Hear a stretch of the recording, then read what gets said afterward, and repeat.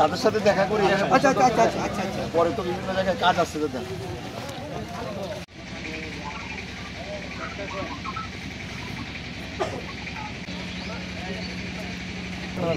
এই মাছ চাষ করেন? হ্যাঁ,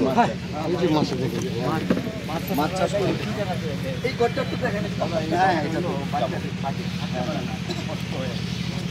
রোদ না থাকতে পারে না, শীতও থাকতে পারে না, স্বাভাবিক। বাচ্চাগুলো বাইরে 12-13 জন বাচ্চা এখন এটার ভিতরে থাকে।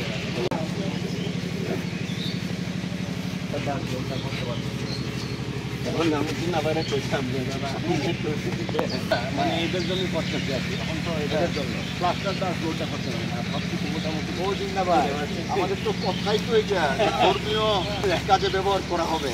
হ্যাঁ,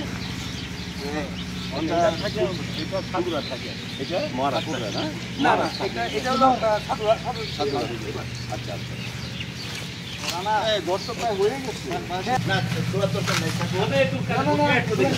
আমরা তো ওই যে সাকুর থেকে যে টাকাটা, এটা তো তাদের 4 জনের নামে এখনো আছে। দাদা আপনি সিগনেচার হোল্ডার নাকি? সিগনেচার নাই। এবং এই বিনিয়োগ মেধার বিনিয়োগের চেয়ে বড় বিনিয়োগ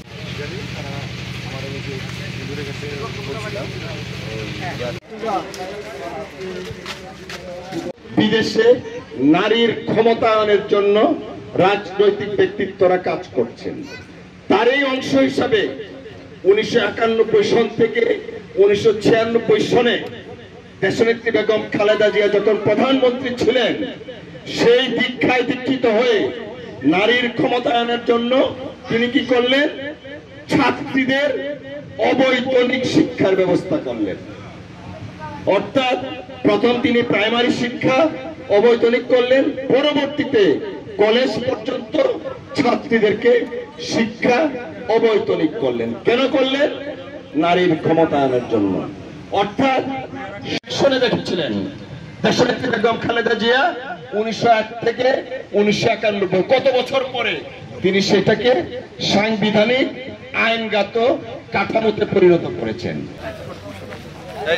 এখন বাইরে গিয়ে আমরা কথা বলবো। ওই স্বেচ্ছাসেবক দল খেলা এখানে ডাক দেও, স্বেচ্ছাসেবক দল এখন